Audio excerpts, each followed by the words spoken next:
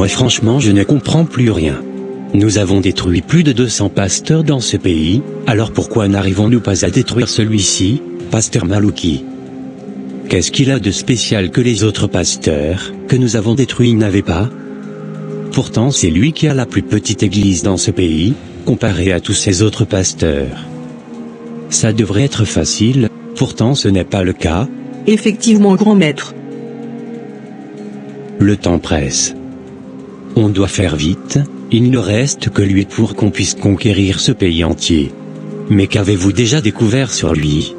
J'ai parcouru tout le livre que vous m'avez donné sur lui, et je n'ai trouvé aucune faiblesse. Ils sont vraiment assis dans leur foi, ou alors il a quelque chose d'autre qui le protège, que nous ignorons probablement. Comment ça, quelque chose d'autre qui le protège? Grand maître, moi, la chose que j'ai découverte quand j'ai passé 3 nuits sur le toit de leur église, c'est que ce pasteur a un petit groupe de prière avec lequel il prie, et ils ont commencé un jeûne et prière de 90 jours, où ils prient tous les soirs de 18h à 21h. Ils appellent cela des prières d'accord. Des prières d'accord? Qu'est-ce que c'est?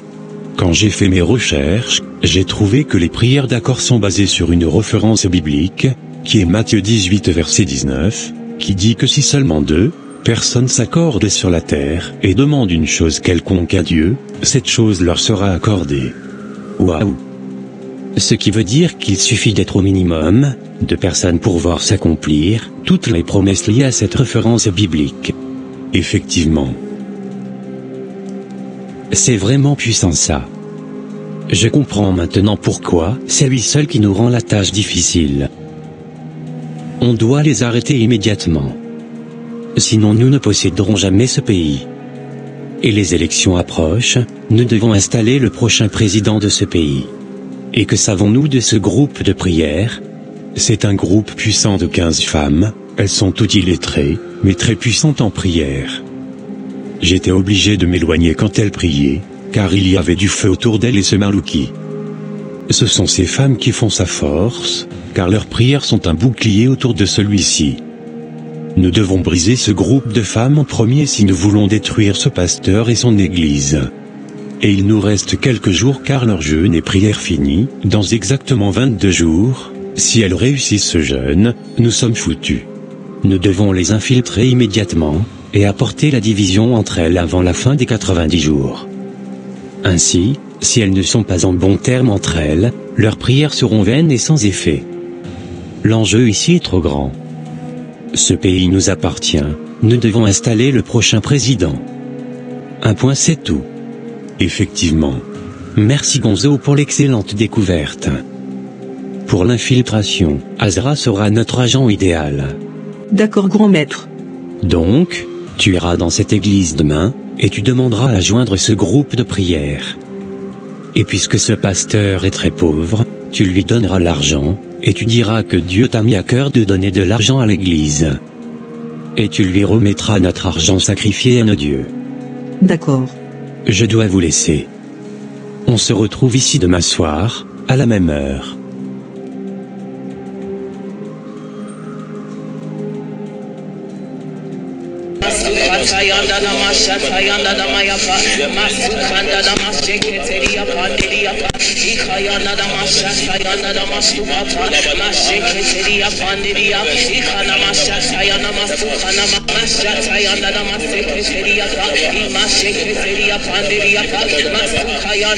Amen.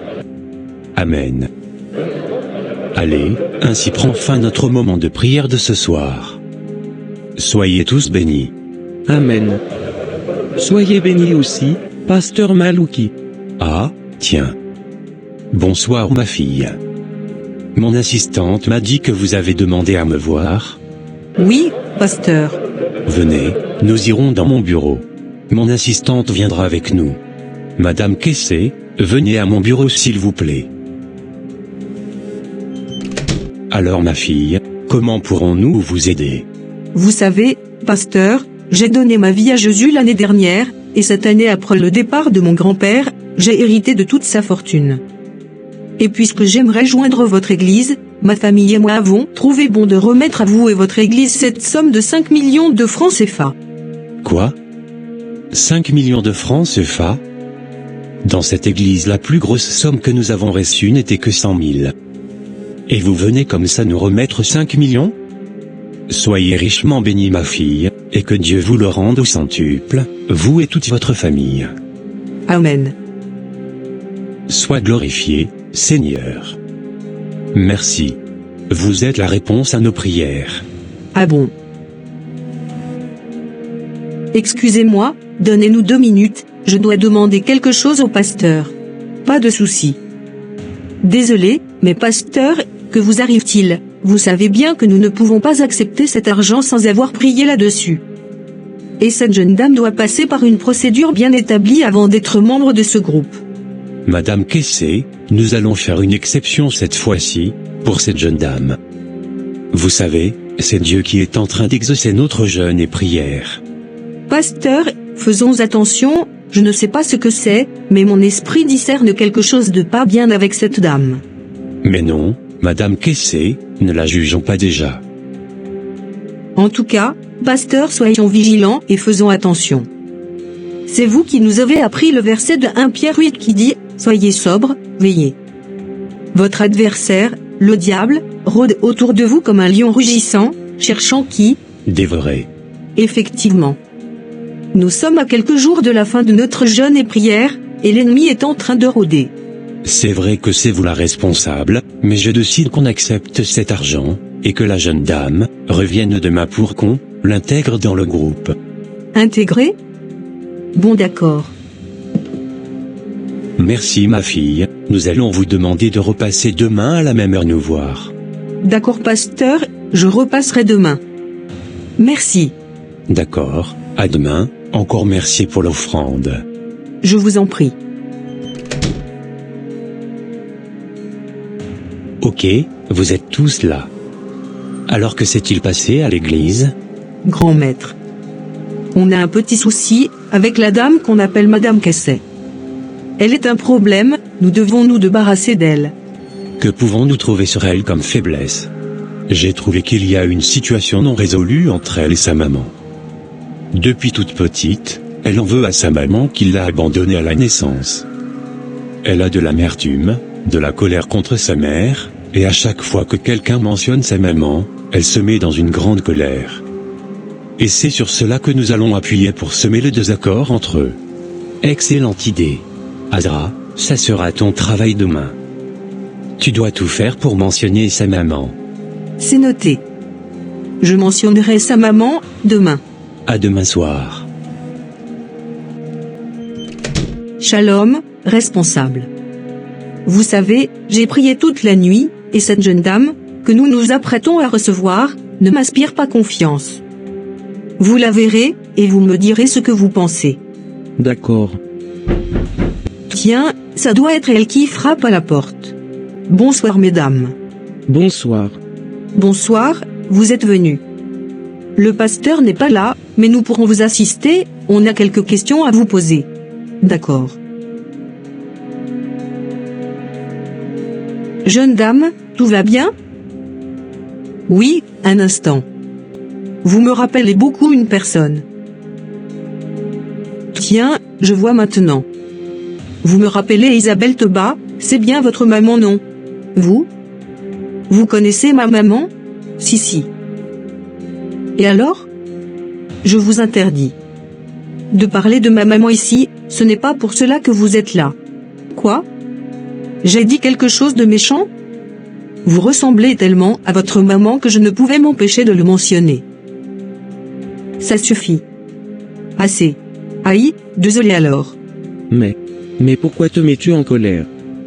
Ne sais-tu pas que la colère te fait perdre toute autorité sur le diable? C'est pour cela que, Jésus nous dit dans Matthieu 5 au verset 22, que quiconque se met en colère contre son frère mérite d'être puni par les juges. Désolé ma respo, vraiment cette dame, animée d'un esprit malin, a réussi à me mettre en colère. Faites beaucoup attention en lui parlant. Et surtout ne l'acceptons pas dans ce groupe. Même si le pasteur veut que nous l'acceptons. Je dois aller me repentir. Je vais vous laisser avec elle. T'es sûr que tu ne peux pas rester? Non, je ne peux pas. Ok.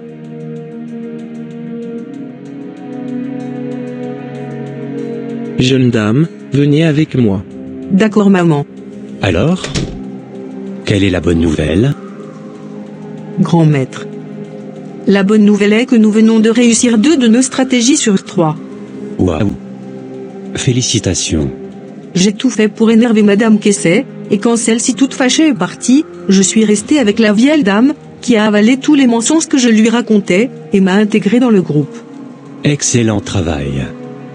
Donc comme ça, nous avons réussi à leur faire accepter notre argent sacrifié, ensuite faire intégrer un des nôtres dans leur groupe. Super.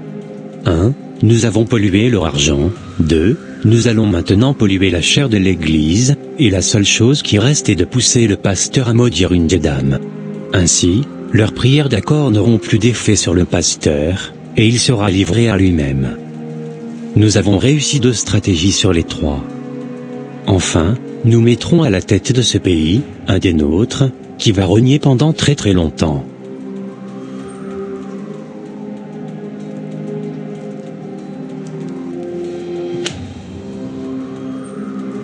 Maintenant, nous devons réussir la dernière stratégie, qui est de pousser ce pasteur à une grande colère au point de maudire une de ses femmes, et nous aurons gagné. Alors, avez-vous des idées? Oui, j'ai une idée.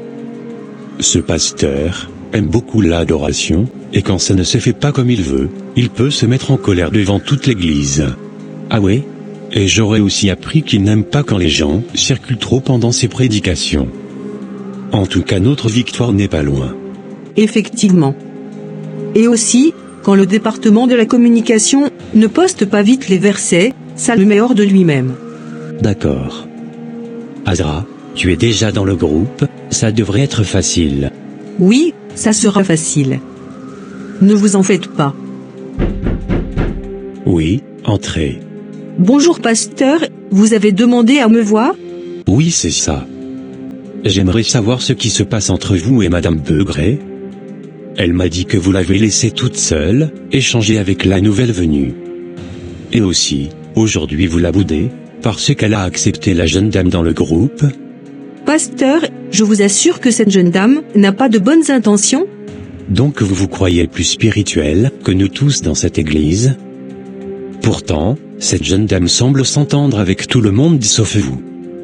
Vous devez être le problème. Et m'a dit que vous l'avez verbalement agressée. Quoi? En plus elle ment cette jeune dame. Je ne l'ai pas du tout agressée. Elle m'a parlé de ma maman, et je lui ai dit qu'elle n'était pas ici pour cela.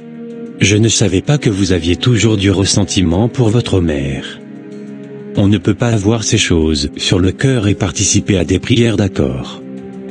Je serai obligé de vous retirer du groupe. Quoi? Mais pasteur, pourquoi? Assez, je vous ai dit de la laisser intégrer le groupe, et vous avez voulu faire à votre tête. Vous êtes une insubordonnée, et à cause de vous notre jeûne et prière sera un échec. Vous avez laissé votre colère contaminer tout le monde. Waouh! Pasteur, j'espère qu'elle ne vous a pas envoûté avec ses 5 millions. C'est à moi que vous parlez ainsi. Vous me traitez d'envoûté par 5 millions. Jusqu'à preuve du contraire, je suis votre père spirituel, et vous êtes un enfant rebelle. Vous aurez la malédiction sur vous. Allez, sortez d'ici. Vous me maudissez? Je dis sortez de mon bureau. C'est fait, le pasteur vient de la maudire. Mission accomplie. Vite elle arrive, je dois filer. Bonsoir grande reine, nous avons accompli la mission. Merci. Les bœufs ont été déjà sacrifiés? Demain, nous irons sacrifier les bœufs à l'approche des élections. Bonsoir chers téléspectateurs. Les résultats des élections dans quelques jours, mais la montée soudaine d'un candidat inconnu, jusqu'à ce jour suscite un choc national. Nous avons envoyé le reporter Bizac dans les rues pour interroger la population et recueillir les réactions face aux résultats électoraux étonnants. Reportage de Bizac. Bonsoir Paula, et oui, la population est dans l'étonnement. Alors que certains expriment leur surprise et leur enthousiasme face à l'émergence d'un candidat jusque-là méconnu, d'autres affichent un scepticisme palpable. Les rues résonnent des murmures. Les réponses oscillent entre l'optimisme, l'inquiétude et le questionnement, créant une atmosphère électrique dans laquelle la diversité des points de vue se mêle à l'incertitude de l'avenir politique. Waouh! Merci Blizak. Quel avenir pour ce pays, les jours à venir nous le diront. Sur ce, je vous dis bonne nuit chers téléspectateurs. 1 Pierre 5, 8 dit, soyez sobres, veillez. Votre adversaire, le diable, rôde comme un lion rugissant, cherchant qui il dévorera.